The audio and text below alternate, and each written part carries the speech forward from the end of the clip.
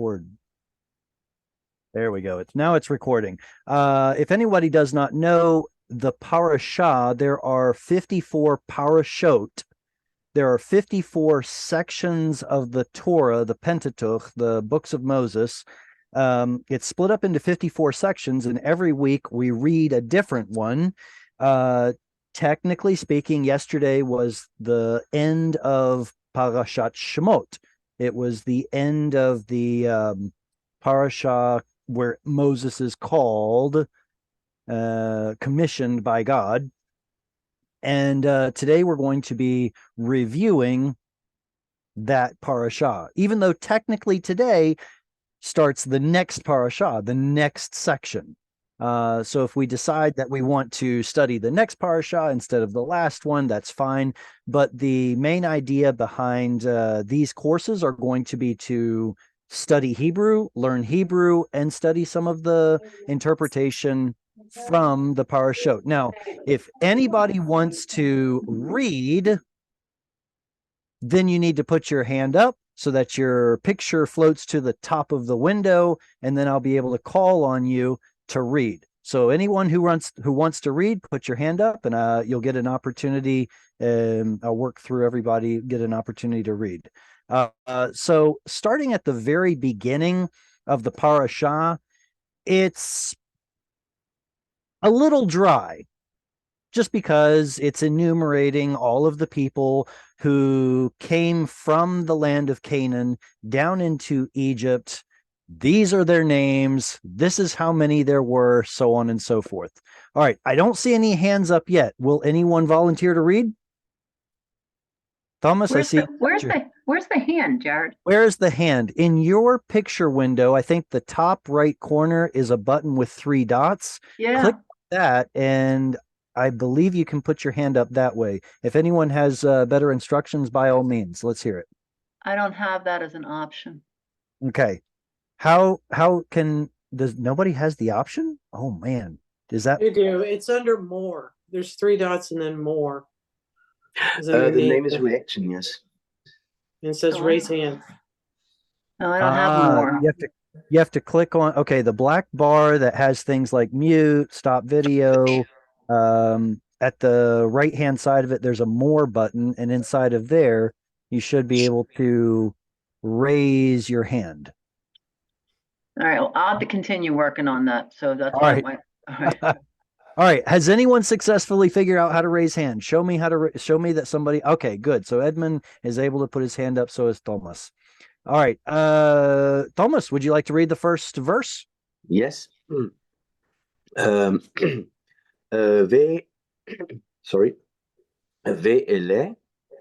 Shemot b'nei Yisrael haba'im Mitzrayma et Yaakov ish uveitor ba'u. Good. These, whenever there's a Hebrew word with penultimate stress, I'll put a little symbol over it like this. But some of you are further along than just beginning or level A Hebrew. You can actually start looking for what are called cantillation marks, and they'll tell you where to put the stress on the word. So this will be ve'ele, and this one will be Mitzrayma, and that one will be ba'u. Not all of the cantillation marks will tell you where the stress is. For example, this one right here always comes at the end of the word, so you can't trust that one. There are a couple others like that, but most of them will tell you where to put the stress in the word. Excellent reading. Are you able to translate? Well, of course you are. The translation is given here. I have an interlinear translation here. Now, the reason I do this is so that it's easier to be able to recognize what words mean. Okay, ve'ele is made up of 2 parts. What are they? This, as masculine or feminine plural, means means this, or what's that? What's the prefix? This and. Yeah, Ve, in the most general sense, is the word and. So we have two parts here, ve, ele, and these. The next word is the word after which the entire parasha is named, Shemot. Now, is it a masculine or a feminine noun? Masculine. It's an irregular masculine. Usually when we think of masculine nouns, we expect them to have an im. There we go, an im suffix. Mm-hmm. But this one's irregular. It has an ot, but it's still masculine. Doesn't matter. You can have an ot with a masculine noun. So these names, wait, where's the verb?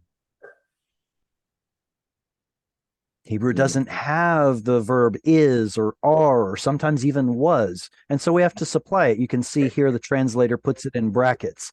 And these are the names. Here we get a construct chain where we get an of relationship.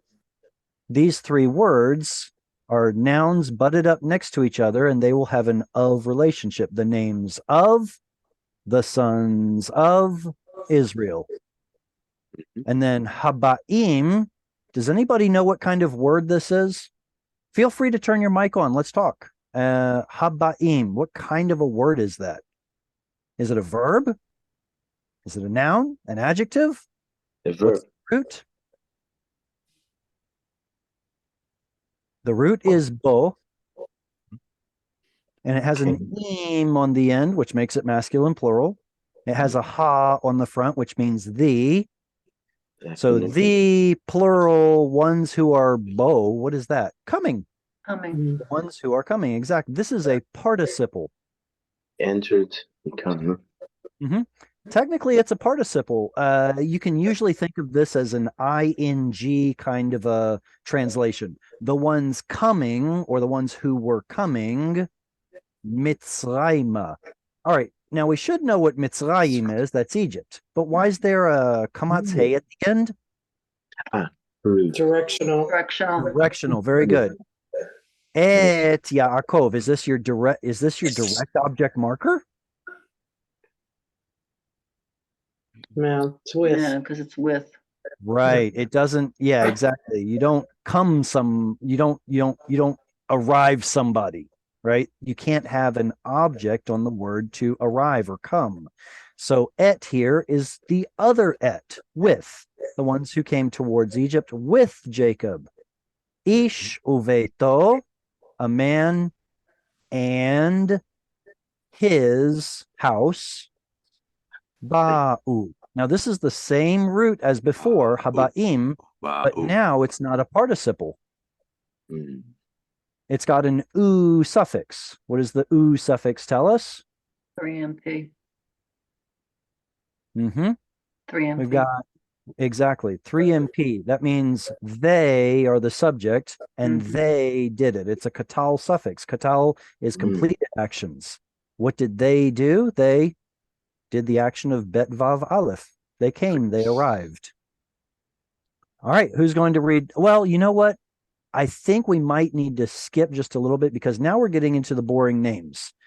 Who are the ones who came down? Well, Reuven, Shimon, Levi, Yehuda. Reuven, Simeon. How about we Levi, say what Judah. these names mean? Yehuda. What is the meaning of the name Yehuda. Reuven? We Judah. Even Reuben. stone. Right? Ben is a son. Reu Ben is a is like Right. seed. Ah, See, a son. cool. Remember, this was the first born super. son, and his name was, look, a son.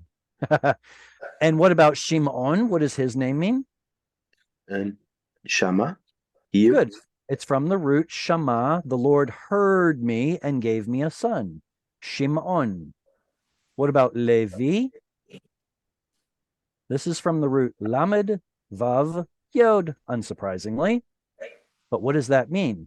Well, in modern Hebrew, we would say lelavot, or liva. You could spell it like this. Liva. It means to accompany. So Levi has to do with, I've now borne what was it? I've borne my husband 3 sons. Surely now he will, something like, or the Lord will accompany, something like that. And then Vihuda means lehodot. Lehodot is to praise. So Judah, Yehuda, Praises. means praise. All right. What about Yissachar? Well, Sachar is a reward. Zvulun, Zebulun, comes from the root Zain Bet Lamed. Now, this is kind of a funny root because in modern Hebrew, we've borrowed a root Zain Bet Lamed from Arabic that means trash, or actually it was more like dunghill. But apparently there were 2 different letters Zayin, Zayin 1 and Zayin 2. It's the Zayin 2 version of this that means trash or dunghill. Zayin 1 means something like prince or royalty. So Zvulun has to do with prince. The next one, Uvinyamin. What does that mean? Son of my right hand. Yep, there's son, and Yamin is the right hand. Anybody ever heard of Yemenite? Yes. From Yamin, it's the south. Why? Because the default direction is east, so your right hand, your Yamin, points south, and Yemen is in the south of the Middle East. Dan. Anybody know what Daniel means? God's That- judge. You're right. Dan means judge, and Daniel, but that we'll meet later on, says God is my judge. This one right here, Naphtali, is not very common at all. It comes from the root that means to writhe or twist or struggle. So one of the women was writhing or struggling against her sister, so she named the son Naphtali. God means something like good fortune based on what's actually written in the text, but there's also a similar root, gadad, which means to be marauders. So you'll get to see the blessing for God at the end of Genesis plays on that double meaning. Ashrei Ha'ish is how Psalm 1 starts. What is Asher? Happy, blessed, fortunate. Let's see. All right, let's pick up reading again. Who wants to read this one? Edmund, did you want to read earlier? No, I don't see anyone with hands up. What's that? Okay, let me try. Yeah, let me try. All right, excellent.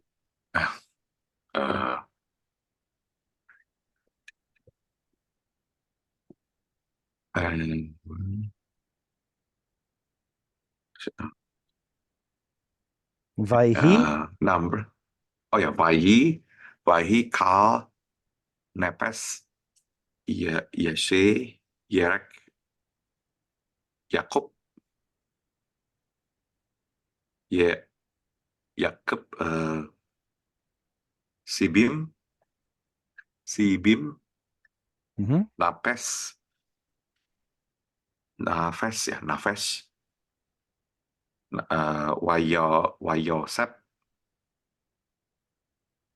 Wayosep Haya Bamisraim. Very good. Bam. I'm just going to go out on a limb. Do you speak Arabic? No, but I'm from Indonesia, live in Jakarta, so yeah. So I think that because the Indonesian alphabets are pronounced like German, and then we have a Muslim here, many Muslims, so we we have also some language from Arabic. So what I've done here is I made a little mark where your pronunciation was off just a little bit. If you're interested in working on those, by all means. First and foremost is this pesky vowel that looks like a kamatz, but is actually a kamatz katan. So instead of kal, it is kol. If this word Okay. were by itself, it would have a cholam like that, and it means all. Kol nefesh. Kol. Mhm. Kol Let's nefesh. see. Let's work through this. Vayehi. There's a patach right there, which tells us that this is a narrative past tense. In level A, we learned this as the vayiktol. Right here. Vayiktol is a narrative past tense that has a vav at the front and a yiktol prefix letter coming after it. So the yod here tells us that he or it is the subject, and it's narrative past. So, and it was, or and they, says here were, but it's actually singular. And it was kol nefesh. Now, nefesh comes from the same, it originally comes from the root that means to breathe. So every living thing, every breathing thing, in modern Hebrew, it's linshom, but we're going to see that some of the letters get swapped around. So a nefesh is originally a living thing. Later on, we get this translation souls instead. Okay. So all of the nefesh, all the souls, yotzeh, from the root yatsa, to come out. Now this O right here tells us that we're looking at a participle. So the ones coming out, or the coming outers of Yerech, this is like the hips or the loins of Yaakov. So his progeny. Shiv'im, from the root sheva, which is 7. Shiv'im is 70. Nafish. Wait, what's the difference between nefesh and nafish? Why is it spelled differently? Well, nefesh is the form that we expect to see, but in what's called a pausal form, that's where we get nafish. And pausal simply means that if it were English, you would expect a comma right there. In my slides, I'll put a little bit of a gap right there to let you know that we've run into a pausal form. And so as you're reading, you can put a little bit of a pause there. So 70 soul. Wait a second. Why is it souls? It's not plural. Well, as long as the number is greater than 10, you can use the singular form. 70 soul. It's souls. Yosef. Well, that's Joseph. Remember, his name means to add. Haya. He was. Mitzrayim. What's the b at the front here? Preposition in. Mm-hmm. Yeah, it shows closeness. So in, at, with, by, something close. So in Mitzrayim, in Egypt.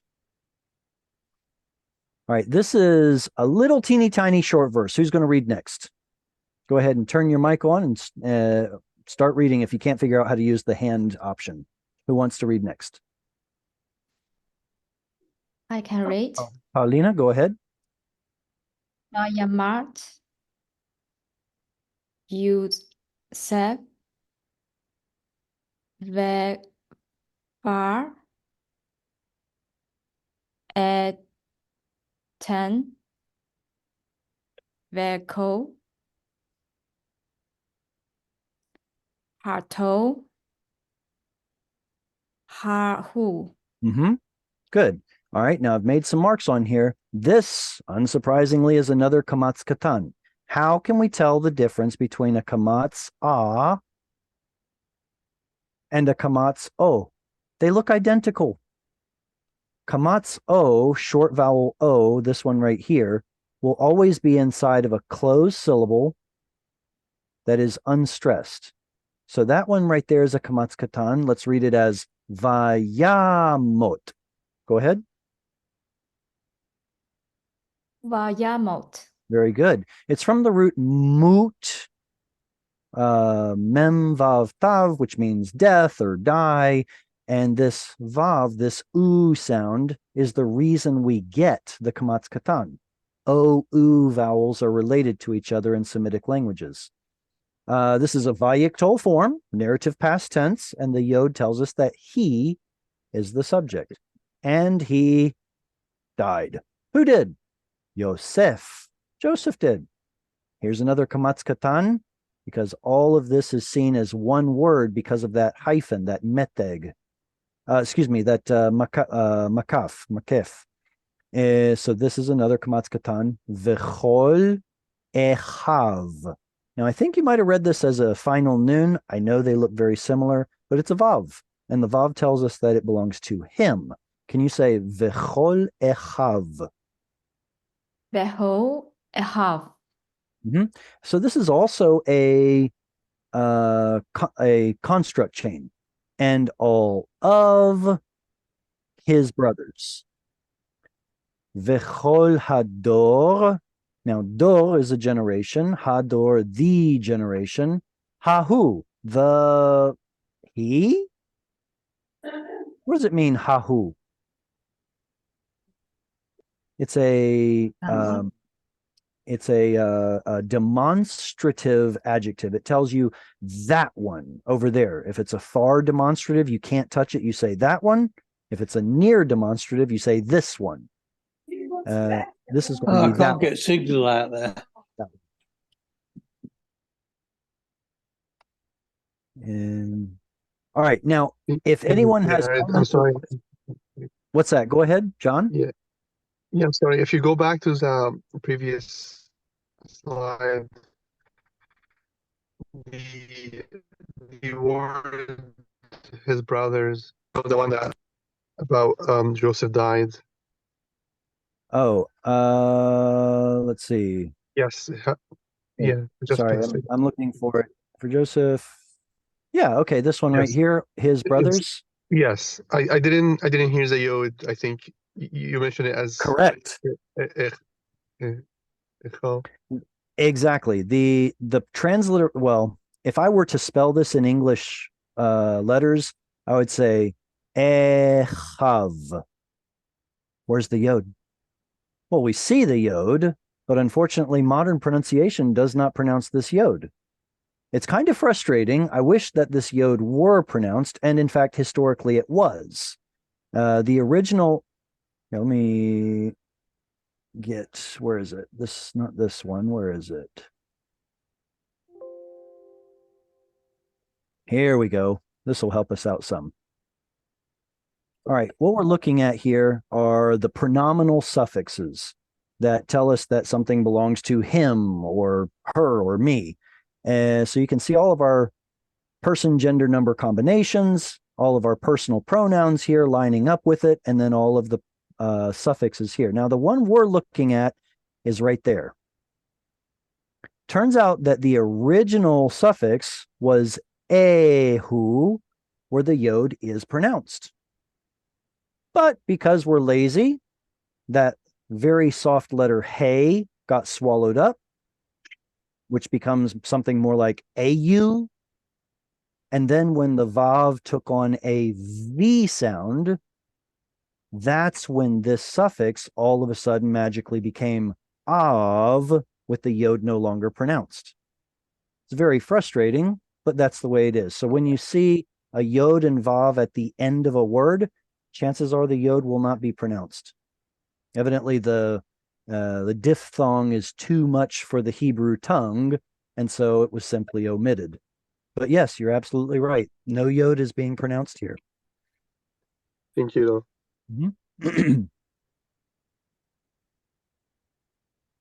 All right, who's going to read next? Diphthong.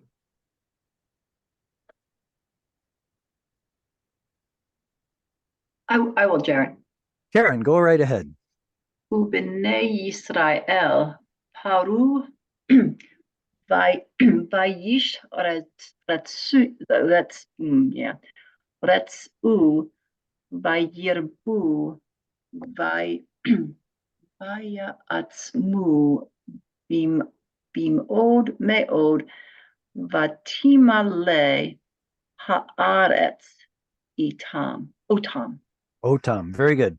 Excellent reading. All right. Now I know that you're not in level A, so you can probably do a lot of damage here, right? I hope. Uvenei Yisrael. Here we've got and And the the sons children. of construct chain Construct chain. Yisrael. Paru. What form is this? It's the word. Fruitful. It's an we're fruitful. It's an adjective. No. Let's see. It's got an It's on the end. What's the got an oo? on the end, which would make it. Are you talking about the? Okay, okay. It's a 3MP. Yeah, exactly. It's got this oo on the end that says they did something. Now, English translates it like an adjective Yes. because it's probably a state of being verb. What's the root? Pe vav resh. No. Hey resh yod. What's the word? Yod. Para. Okay. What's the word for fruit in Hebrew? I don't Does know. anyone have the word for fruit? Pri, exactly. Pei resh yod. It's because the root is pei resh yod. And when that yod comes on in the third root letter, it's an irregular, it's a weak root. We don't get to see that yod. So it simply disappears. We don't get to see the third root letter right there. Pei resh yod, missing yod. But the oo tells us that they did it. What did they do? They did fruit. No, they were fruitful. They were fruitful, as it's the best that English can translate it. Vayishretzu. Here we get what form of a verb is this? The vayikto, right? 3MP. Of course. Yeah, of course. Absolutely. The Yeah. oops, that's not what I'm trying. There it is. Here are all of your forms. When someone says, what form is this? Well, that's not true. When we're talking about verbal tenses, this is what we have to work with. There's katal, completed action. There's yiktol, incompleted. There's vayiktol, which is kind of like narrative past, what happens next in a story. And then vekatal, which is incompleted. So yeah, it's that narrative past tense. What happened next? And they sharatz. That's increased. They increased abundantly. Exactly. Vayirbu. What's the root there? Have to guess at the end. You know what? It's a aresh, bet. It's a we just learned about them. We just talked about that. They're the second and the third root letter are the same. So it's resh, bait. The Geminits. The Geminits. Thank you. Is this a weak or strong dagesh though? Oh, okay. This root is similar to that one. Resh bet yod. Okay. Let's see. This would be the same cognate as Rav or Rabbi or Rabbah. And Vayatzmu. There's another Vayiktol. You get your Vayiktol Vav. You get your Yiktol Yod and U at the end that says they are the subject, just like over here. But now the root is Ein Tzadi Mem. Etzem is the noun that means bone, strength, and it can also mean yourself, like inside your own self. For example, if I love myself in modern Hebrew, I would say ani ohev et atzmi. That word etzem is built into it. It's referring back to self. So this etzem or atzam verb has to do with in, bone, strong. Here it's being translated as, and then they became strong, mighty. Bim'od me'od. Why does Hebrew repeat words? Same reason English repeats words. To emphasize. Emphasis. Emphasis. Much, much, very, very. Of course, English doesn't like repeating words, so you can see the translator said exceedingly greatly. It's like, okay, whatever. Vatimale. The root is male, to be full. It's a vayiktol, but there's a tav here. What does the tav mean? To Because haaretz is haaretz is nekiva. Exactly, the subject of this verb, it was filled, is haaretz, the land, which is a feminine singular noun, and the tav is feminine singular. Mhm. She is the subject, that is, the land is. Vatimale, and she was filled. Now, some of you know the answer to this, and some of you do not. Binyanim. There are 7 binyanim. What is the binyan of Vatimale? Pia? Here, let me show you the binyanim. I know a lot of you probably haven't learned this yet. The binyanim are something that's studied in, after the basics are out of the way. And this right here, yes, Nifal. Nifal is usually a simple action that is either passive or reflexive. What does passive mean? Well, it means that instead of me doing the action is done to me. It's the difference between I love versus I am loved. I love is active. I am loved is passive. And reflexive says I do something to myself. So maybe if I had the verb to guard in the Nifal, I could say I am guarded if it's passive, or if it's reflexive, I guard myself. Here, it is a Nifal, so it's going to be passive. The earth was filled. The earth didn't fill, but rather the earth was filled. Well, then the next question becomes, how can I tell whether this is a Nifal or something else? Well, the easiest answer is that Nifal sounds like a donkey. So when you see this the first thing you should think is Nifal. And then Nifal also has a noon at the front of it. See the noon right there? Do you see the noon right here? No, I don't see a noon right there. There's no noon. But there is a strong dagesh where the noon assimilated into. That's what we're looking at here. Instead of vatin male with a noon in the middle there, the noon assimilated into the next letter. Vatim male. That's a nifal. And the Tav says that she is the subject. And she was filled, that is, haaretz, the land was, otam, with them. Them. Exactly. Is referring to them. Fantastic. Who will be reading next? Step right up. Don't be shy. Jesse, go ahead. Do you want me to tell you about any pesky kamatz katan vowels? The first one might be one. It is. Vayakom melech hadarash al Mitzrayim asher lo yada et Yosef. Perfect reading.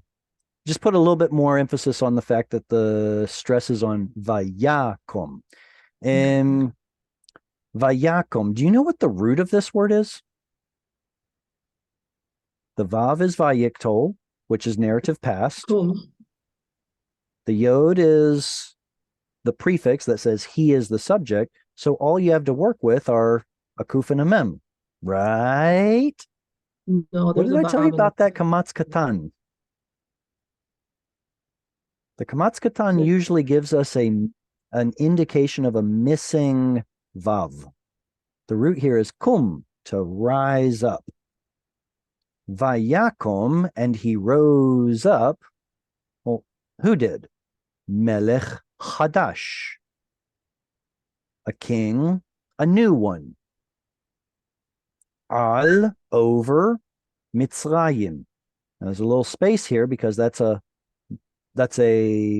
pause. How do I say this? It's a disjuncting cantillation mark. It tells you to put a little pause here. Asher tells us more information about what just came up. It's what's called a relative particle. In English, we call it that, or who, or which. Well, in Hebrew, we only get one word. What more information are we going to get about this king? Lo yada et Yosef. Lo is no or not. Yada is the simplest form of a verb you can get. He did it. What did he do? Well, he knew. Well, actually, he didn't know because the lo is in front. Et, what's et? Dum, dum, dum, dum. Direct object marker. Yep. Or some people will say the definite direct object marker. So it's telling you what's receiving the action of the verb. Who was not known? Et answers that question. Joseph. He did not know Joseph. Now, hang on a second. Joseph just saved the world. Like, literally. Were it not for Joseph, everyone in Egypt and probably the ancient Near East would have died of starvation.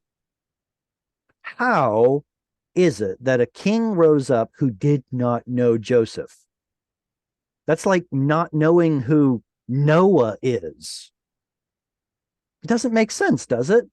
So some people will read this verse in a little bit different way. It'll be that this new king did not know Joseph the Hebrew. He knew Joseph the Egyptian. Remember, Joseph looked like an Egyptian. He was second only to Pharaoh. Everyone saw him as an Egyptian, the Egyptian who saved the world. But in fact, Joseph is a Hebrew. This new king did not know Joseph the Hebrew.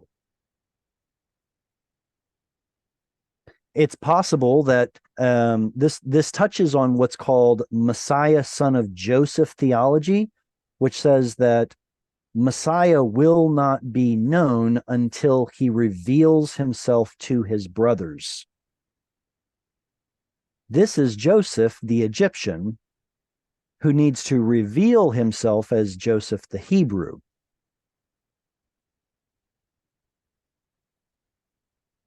All right, next verse. Who wants to read? Me. All right, Aziz. Yeah. Super. Go right ahead. هبا نتحكما له بن يربي وهيا كتكرئينا ملخما ونصب قامه علشن إينو ونلخام بانو وعلى منها آرت. You're okay. Got it. Is this? Yeah, this is the one you're reading right here. Okay, got it. Hava nitchach. Oh, excuse me. Hava nitchakma lo pen yirbe v'haya ki tikrena milchama v'nosaf gam hu al son'enu v'nilcham banu ve'ala min haaretz. All right. Hava is a pretty fun word. Most people know it from the song. Hava, Nagila, Hava. In Hebrew, it means something like, come on, let's go do something. Properly, it means to ascribe. The root is yahav. We don't get to see the yod at the front, much like when we tell somebody sit down, even though the root is yashav. Nevertheless, the command form is shev. Same thing's happening here. Hav.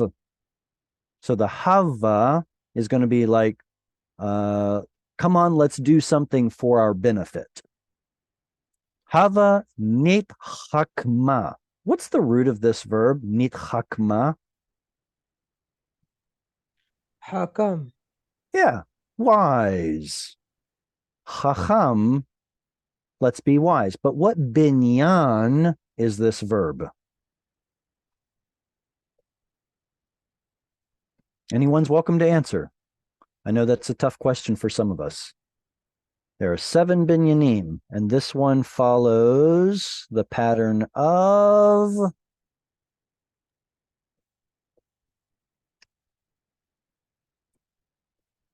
here, I'll set this right over here. There's an extra tav in this verb. In fact, there's an extra syllable in this verb. Which one has an extra tav, an extra syllable? Hithpael. Hithpael. Okay, Hithpael. What does that tell me? It's just a silly name, really. I don't know what Hithpael means. Well, Hithpael is some sort of an action that is intensive, something that requires some thought and planning, and it is reflexive. Doing it to yourself.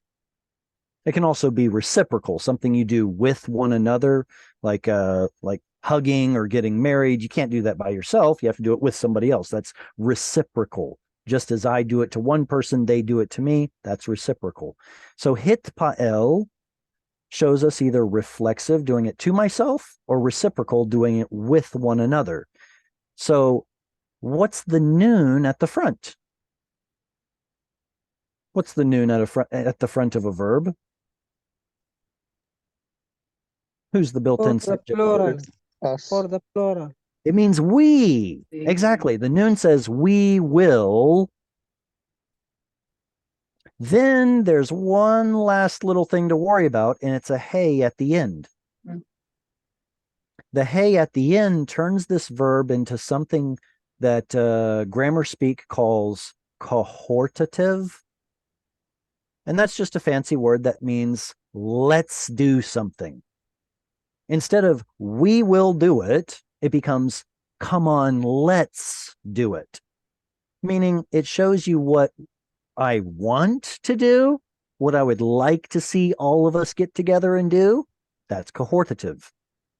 So nithakma would be something like let us deal wisely among ourselves. Wow. All that in one word, huh? Not too shabby. So come on, let us deal wisely among ourselves. Lo. What is lo? The word no. No. That would be with an aleph. Here we've got lamed with an o at the end. This is a pronominal suffix. It sounds like the word for no or not, but it means something else. It's spelled differently. Okay. Let's get back to, oh, here it is right there. There's our pronominal suffixes, and there's the o right there. So le means to or for or towards, and then o is him. Him who? Well, probably referring to Israel or the people of Israel. It's masculine singular. It's a collective singular. This group of people, this nation. Let us deal wisely among ourselves to, for, toward, unto him. I know that the translation says them. That's because it sounds better in English. Thomas, do you have a question? Yeah. You say I no. You say We will, yes. Is the tav the will? The tav here Is we? is what makes it Hithpael. It's what Okay, makes that's the binyan pattern. reflexive. It makes Okay. it reflexive. So the noon says we are the subject. Tav says that it's reflexive. And in fact, the tav with all the vowel pointings here, Okay. that's the thing we The get pattern. to. And then what's the kamate at the end? What does it make it? The direction. No, not that's on a noun. On a verb, it makes it Chachma, yes, yeah, oh yes. Yes. Chachma is a noun, yes. The verb, it's a verb. Chokhmah is a noun. You're absolutely right. Yes. Chokhmah, but this isn't chokhmah. This is a verb with a hey at the end that says, let us do it instead of we will. So Okay. that's that cohortative. All right. Pen yirbe. Pen means otherwise or lest. Yirbe, he will multiply, meaning the people. Vehaya, what tense is this verb? Vehaya.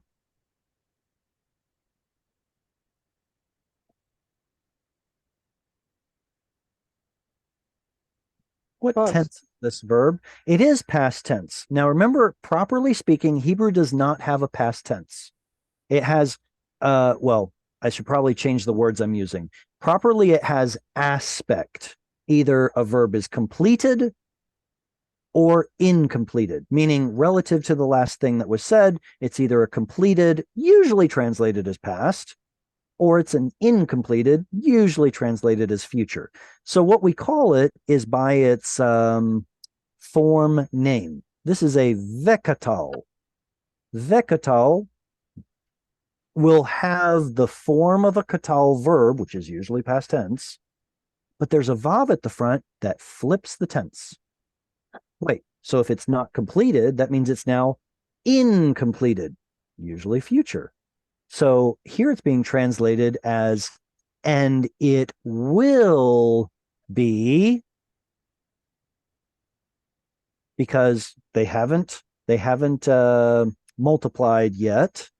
They haven't raised up against Egypt in battle yet. But hypothetically, if they would, then it would come to pass. Ki tikrena milchama. Okay, milchama is feminine, so this verb is feminine, right? Tikrena is actually feminine plural. But milchama is singular. Interesting. Tikrena is going to be something like and they happen, or and it transpires. Here they're translating it as there falls out of war. Venosaf, this is from the same root as Yosef, but it's got a noon telling us that it's passive. And then they will be joined. Gamhu, even him also. Al to, or upon, really. He'll join upon or to. Sonenu. What is sonne?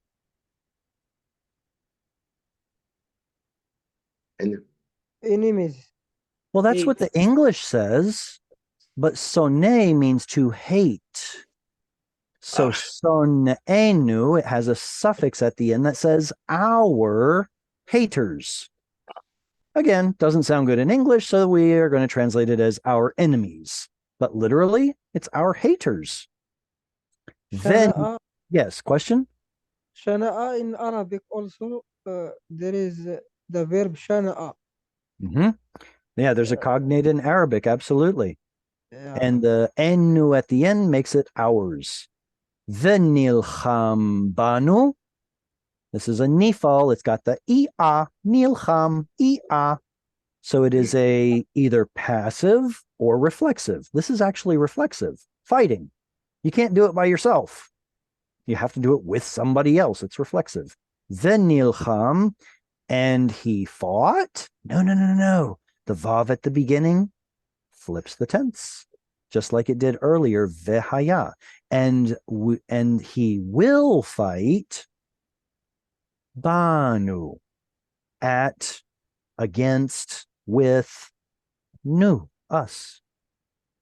Ve'ala, here's another flipping vav, and he will ascend, go up. Min, from ha'aretz, the land. Thomas, you have a question? No. Okay. Maria, do you have a question? Yeah. Is there a significance? There's several words that ended in kamatse. Let us deal wisely, and then and of war. I thought that signifies feminine kamatse. Is there a significance, or is there a pattern that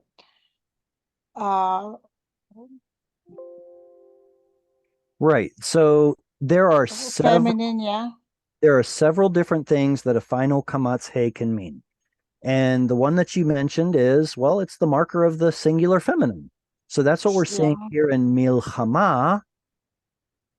This hey right here tells us that this is a feminine singular noun.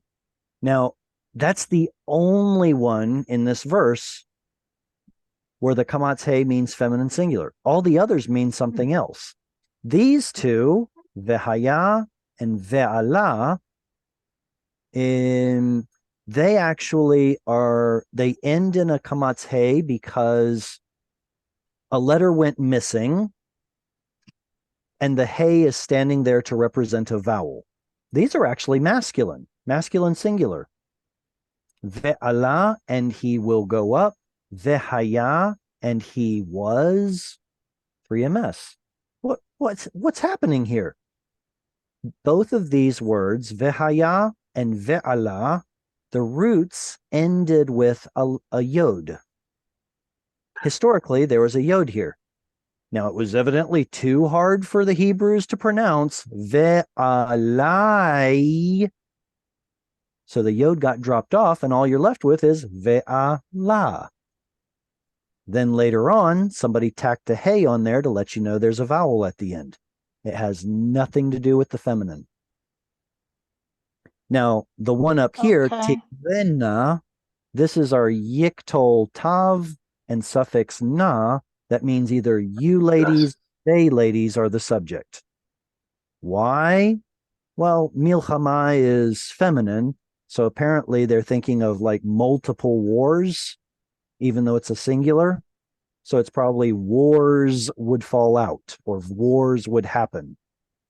And then the last one we talked about up here, when you put hey on a verb, it makes it volative. It lets you know what the speaker wants. Here, translated as let us do such and such.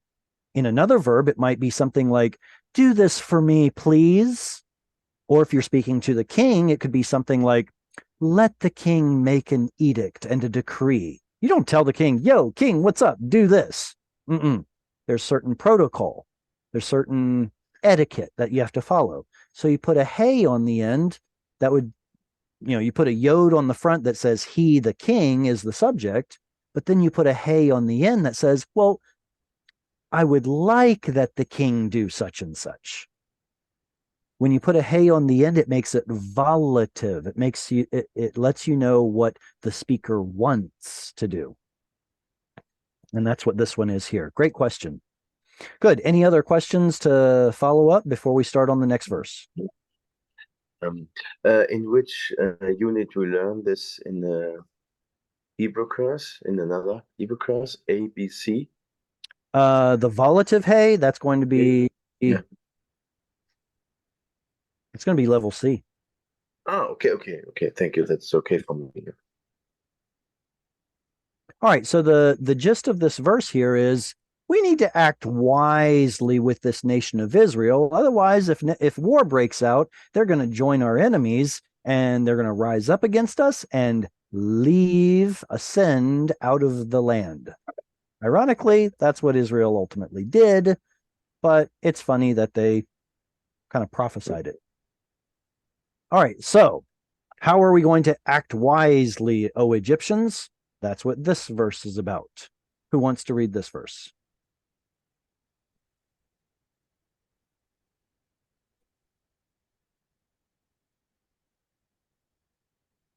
Step right up. do it. Be shy.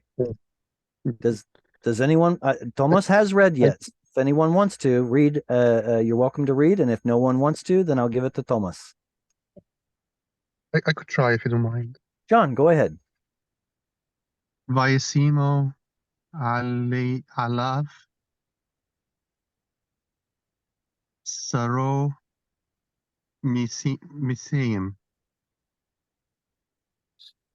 lima'an anuto bisvelotam Mm-hmm. Weyeven Ari Miskinot Libra It's Lefa'o. Lefra Break it up. Lefa'o. Lefarao. Yeah, this right here is your cantillation mark, so you don't have to try. But there's your vowel right there, the O. I Okay, see, go yes. ahead. Lefrao. It's Betom. Pitom. Pitom. We'et Ramesses. Very good. Ramesses. Ramses. All right. Vayasimu. So I don't want to sound like a broken record, but we've got a vav and a patach. And in fact, there's a dagesh here. That's our narrative past tense. There's a yod yiktol prefix and an u suffix. Who's the built-in subject?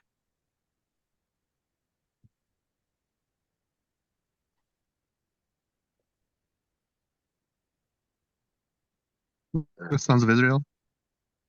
Mm-hmm. Now that is it's actually the Egyptians who are the explicit subject, but there's a built-in subject to every verb, a yod at the front, u at the end. Let's see, where's it going to be? Right here, yod at the front, u at the end. Tells us that they, masculine, are the subject. And then we use our brains to figure out explicitly what subject is it. Well, it's the Egyptians. How do we know? Because they are the ones setting over them taskmasters. Who's setting taskmasters? Israel or Egypt? Well, Egypt. Sim is our root, and it means to put or place or set. And they set alav. We've got al, upon or over, and then there's that av again that we talked about. Him. Him? Why him? Well, we talked about that. Remember, it's the nation, Israel, him. The Egyptians, they set over him, Israel. Sareh. Sar is a prince. What's a Sarah? Sarah. Yeah. A Sarah is a princess.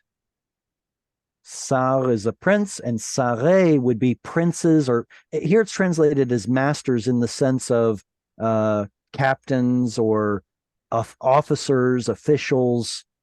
So masters of misim. We know it's masculine plural because of the im. What does this word mean? Well, it's not a terribly common word in the Bible. From this word comes the modern Hebrew word for taxes. Wow. Why? Lema'an, for the sake of anoto. The root of this word is ayin, nun, tav. No, it's a yod. Sorry, the yod drops off, and this tav tells us that we're looking at an infinitive.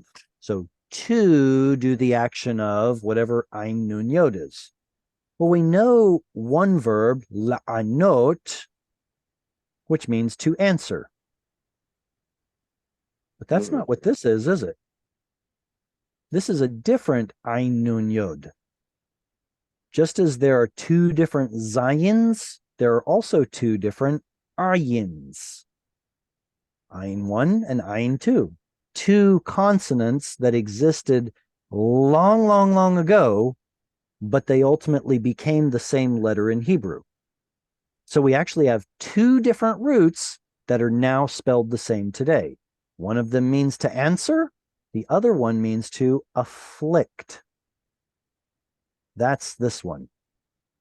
Anoto means to afflict him. Him who? Well, Israel. Besivlotam. Now, if anyone knows any modern Hebrew, you'll know the word savlanut, savlanut. It means patience, because it comes from the root saval, which means to bear a load, to bear a burden.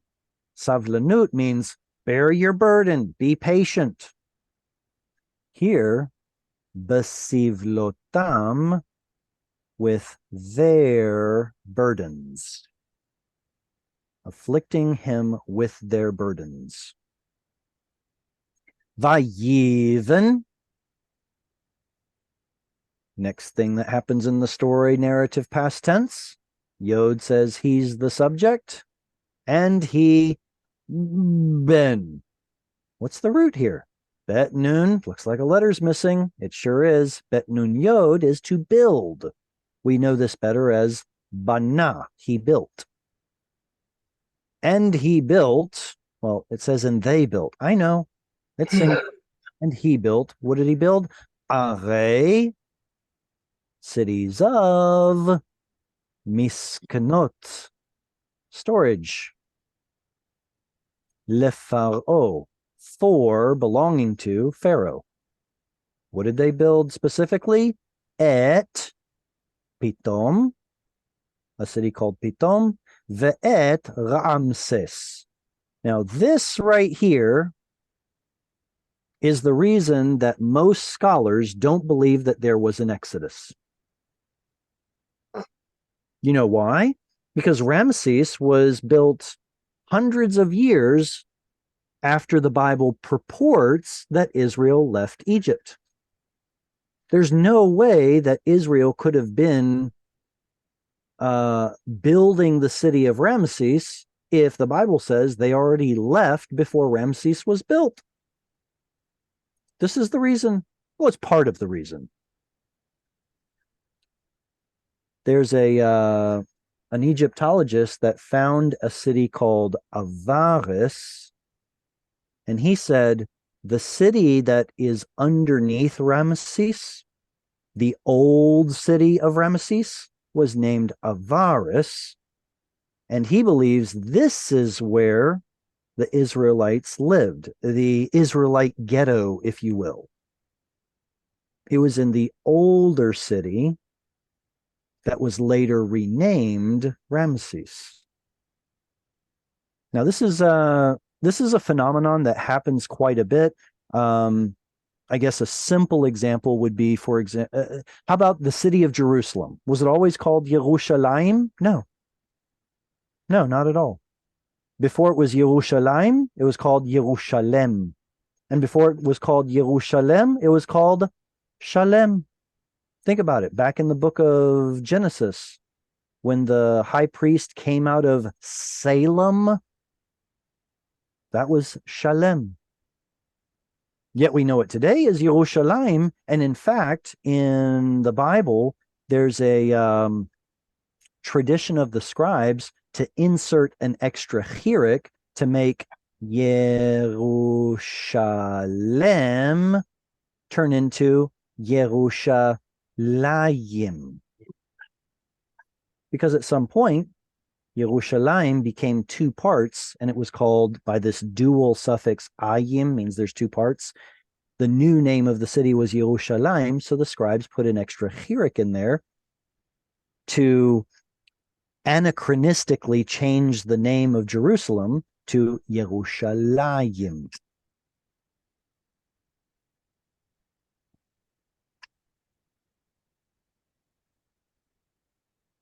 All right, let's see. They spread more affliction. The more they afflicted them, the more they grew, they spread and multiplied. They made the Egyptians, well, the Egyptians made Israel serve with rigor. Let's see. And bitter, they made their lives bitter. And they spoke to the midwives. Ooh, what were they supposed to do? When you help give birth, make sure that the son you shall kill and the daughter you let live. But the midwives feared, and they let the children live. Dealt well with them. Pharaoh charged. I want to get forward to part of the story. Here's the birth of Moses. And a man from the house of Levi took a daughter of Levi, and she conceived, and she bore a son. When she saw that he was good, she hid him for 3 months.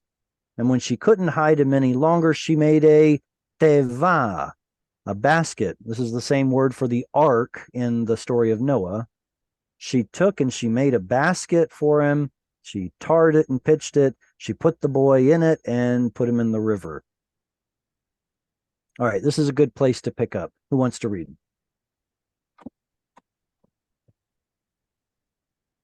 All right, Thomas, go ahead. Okay. Vateta tzav achoto merachok ledea. Oh, that number. Ledea. Okay. Ma ye. Why is a dagish in the yod? It's because of the preceding word. Okay. Okay. Ma ye le lo. Ye'aseh lo. All right, okay, so sorry. Why is it all right, so the question on the table is, why is there a dagesh right there? Well, let me ask you a question. The bread from heaven, what is it called? What heaven? What is the bread from heaven called? Manna. Manna. Yes. Do you know why it's called manna? Because the people said, man ze. What is this? See, we think of the word ma as being what, but turns out that it was originally man. This noon disappeared in most places in Hebrew. This is preserving the missing noon. Man ya'aseh becomes ma ya'aseh. All right. Vatetatzav. There's a tav there saying she is the subject. Who? Achoto. Exactly. His achot. The tav here is our feminine marker. And the root, you would think it's aleph chet. It's actually aleph chet vav. That's what the O is doing here. Achot is a sister. Achoto, his sister. Merachok. What is me? From. Good. It's me with an accent. Me with a dagesh means from. But if the next letter is a guttural, no dagesh, it lengthens the vowel. Merachok. From a distance. From a distance. Ledea to dea. What's the root? No. Yada. Very good. Yada, to know. Ma ye'aseh lo, what he will do? Isn't this the root asa? To do or make? Why, yes, it is. But it's a nifal. See how it has an E-A pattern with a dagesh in that root letter? No, I don't see that. It's because there's a guttural. Can't take them. Exactly. We would expect this to be an E-A, so it sounds like a nifal, and the noon of nifal in that first root letter. But gutturals don't take dagesh, so instead it turns this into a longer vowel, much like what happened over here. You can't take a dagesh, you lengthen the preceding vowel. So ye'aseh means he or it will be done. What will be done? Lo. What is lo? To him. To him. Very good. The pronominal suffix. What exactly? What will happen to him? All right, here we go. Nice long one. Who wants a nice long verse? If nobody I'll wants it, read. I'll read it. all right, Karen, Oh, go ahead somebody and else? read, and then Oh, wait, Jesse did- Jesse wants to Jesse read did- also. Yeah, let me look and see what the next one is. Maybe, yeah, the next one's not too shabby either. Karen, you read this one. Jesse gets the next one. Vatered bat paro lirhots al ha no, that's an O. Haor Nenaaroteha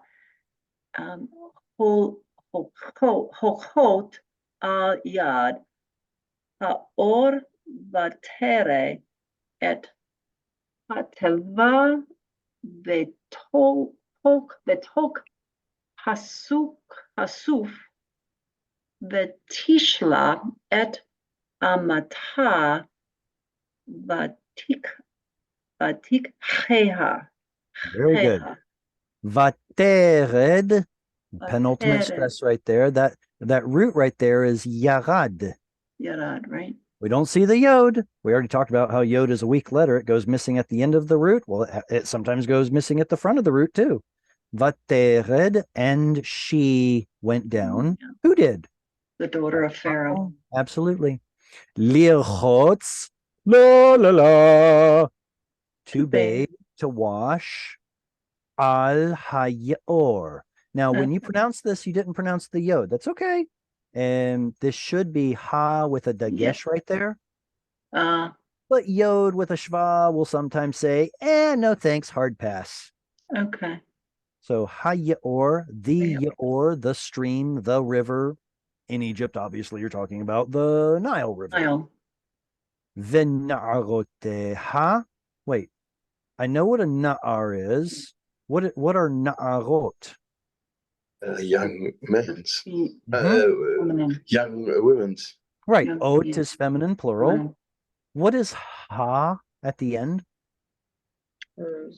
It's the suffix for her. Hers. So what is the yod doing here? Because it's the for plural. Very good.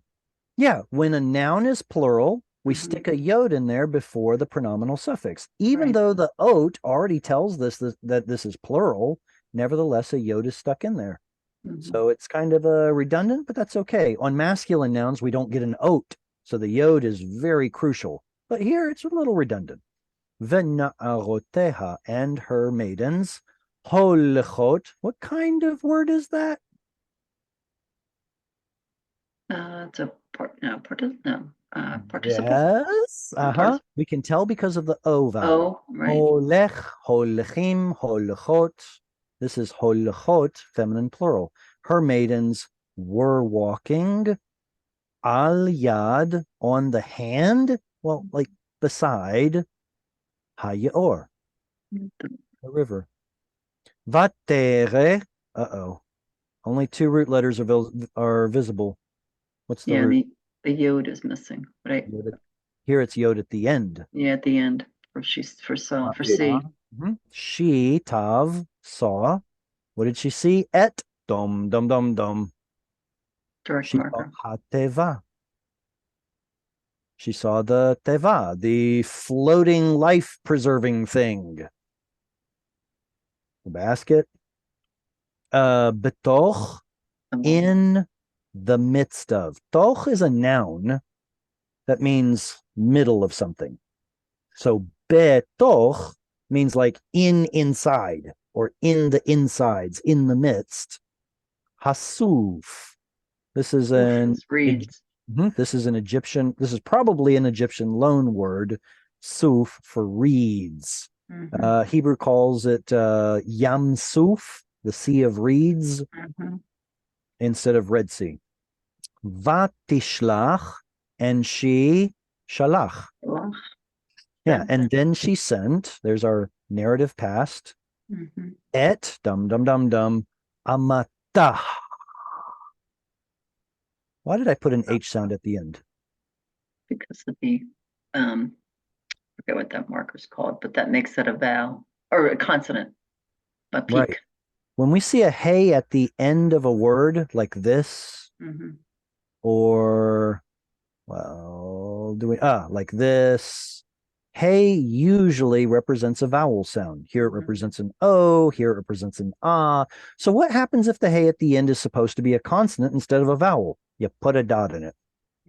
And what does this ah mean? Oh, her. Okay. Yeah, the translation got it wrong. They put her over here. No, the hey at the end means her. Her. Okay. Where's our pronominal suffix endings? Right. Ah, here they are. Right. Yes. There. Yeah. Right there. That tells us that it belongs to her. So amma is a maid. Amatah would be her maid. Vatikacheha. And she, there's our tav, she, what's the root? We only see two root letters. And yeah. it's Lakach. lakach. And then the hey at the end is another her. And she took her. Or it. Right. She told her maid to fetch it, the teva. So here we've got a missing lamed, which is inside of the kuf as a dagesh. When you see a strong dagesh, it tells you a letter is missing. So then the challenge begins. Well, what letter is it that's missing? Here it's a lamed. All right, now Jesse, do you want to read this one right here? Okay. Vatiftach vatir ehu et hayaled vehine naar boche vatachmol alev vatomer miyalde ha'ivrim ze. Excellent. Be sure not to pronounce that yod right there, right? Alav. And let's see. Vatiftach. What is patach? Oh, remember the vowel patach right here? That makes the means open up. Open. That's why it's called patach, because in that vowel you have to open up, like going to the dentist. Vatiftach, narrative past. Tav says she, and she opened. Vatir ehu. Now the ehu is our pronominal suffix. What does that mean?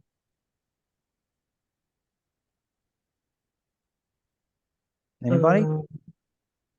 What's ehu? Well, ehu is the original form of o. Check this out. That is what we're seeing here. It must have been later on that it became o, which means him. That's your original form, who, which looks an awful lot like the pronoun who. Vatir'ehu means and she did something to him. And she saw him.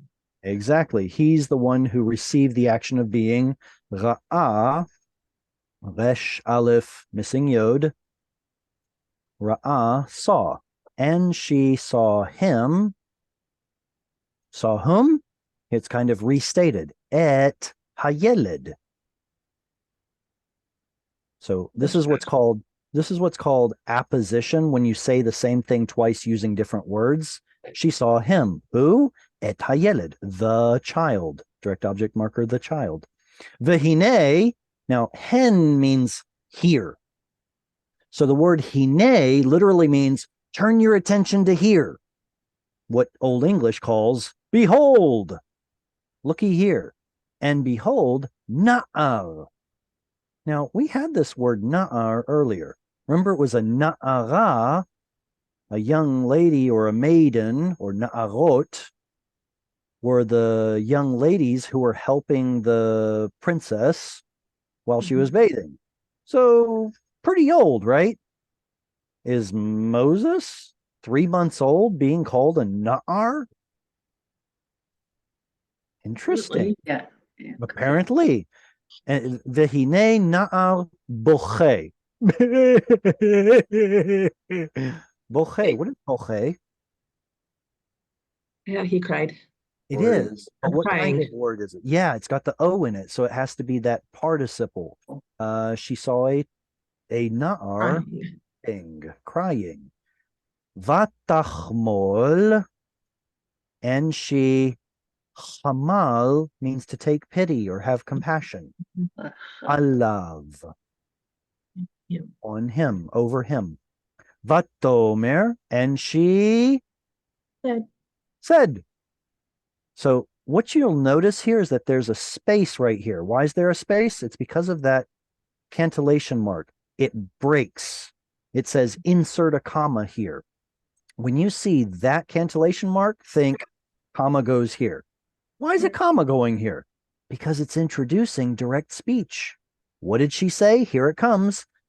Mi yaldei ha'ivrim ze. She probably had a little bit higher voice than I do, but you get the idea.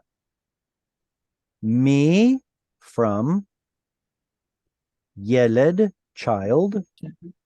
Thereyod, construct chain plural masculine. From the children of ha'ivrim. The Hebrews, or the ones who have crossed over from the other side of the river. That's why the Hebrews are called Hebrews, because they came from the other side of the river. They crossed over. From the children of the Hebrews, ze. Where's our verb? It's not there. So we supply it. Is. This one is from among the children of the Hebrews. Good. Comments or questions? All right. Anyone else want to read? We have a little bit more time. Anyone want to read? Nice long verse here.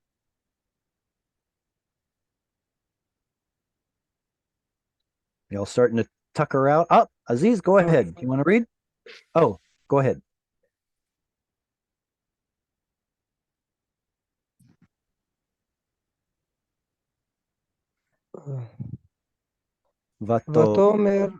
ותאמר אחותו אל בת פרעה, האלך וקראתי לך אישה מינקת מן העברית, ותינק לך את הילד. Very good. Only this word right there. Please reread that one. העברית. But there's an O in it. העבריות. Very good. Ha'ivriot. Excellent reading. Vatomer, narrative past, she, Amar, said. So that means we've got something of a, let's see, wait a second. Who said? Well, we know it's a she, so it must be Achoto. His sister said, El bat Paro, to daughter of Pharaoh. Here's another cancellation mark that shows a break. Why? Because this is starting direct speech. Right. This is what she said. Ha'elech. Now, Aleph tells us that I am the subject. Well, it's actually Moses' sister who is talking, but still, it means I. I will lech, or halach, I will go. What's the hey?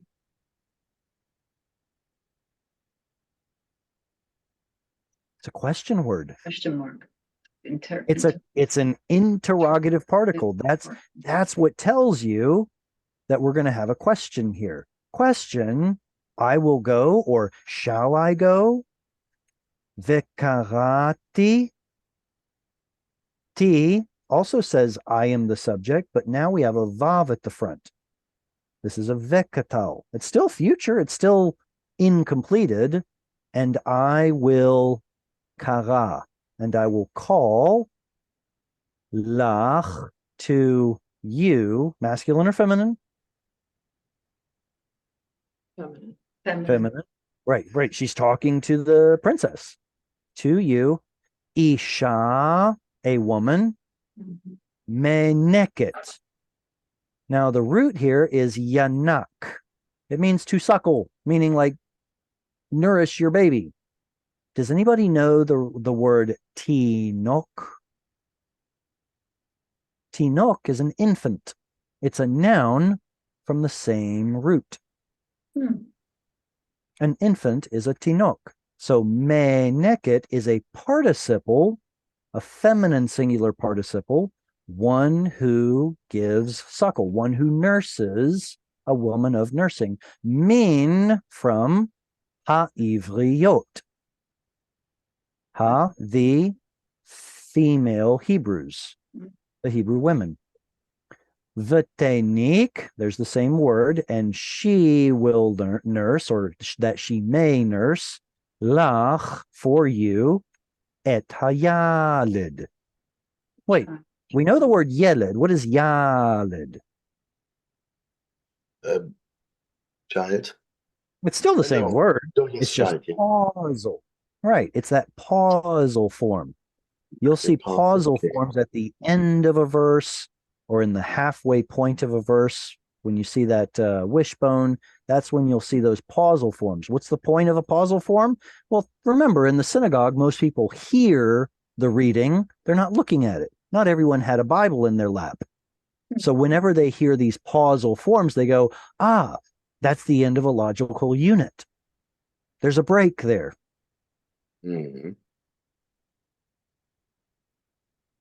All right, excellent. I've had a lot of fun. It's been about an hour and a half. I'm sure a lot of you are tired. If you all have enjoyed this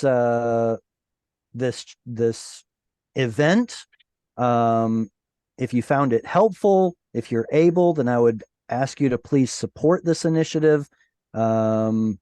I'm doing this for free, for donations only. If anyone wants to donate, by all means, there are multiple ways you can do that. And if you aren't able to, then don't. But I'm going out on a limb here. I simply don't have the man hours to be able to manage payment plans and student like what's the student accounts and all that kind of stuff. I can't do that right now. So I want to just start up.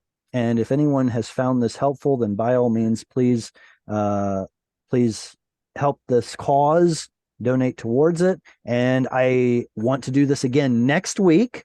As I continue to put more content together, I'll provide more classes at various times that suit you all. And so until next week, same day, same time, I'm going to say shalom. V'lehitraot. Upload this to my YouTube channel so you can enjoy it again later on. See you all next week. Shalom. Shalom. Thank you, Jared. Shalom. Thank Thank you. you. Ich bin total fix und fertig. Ey.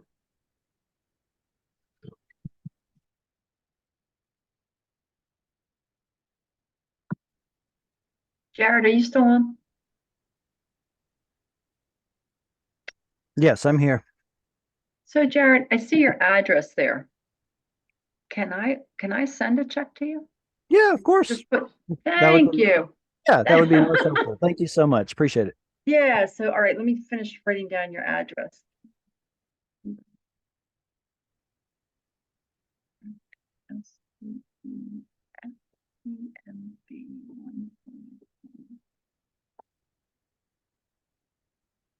And then one other thing. So I think I asked you.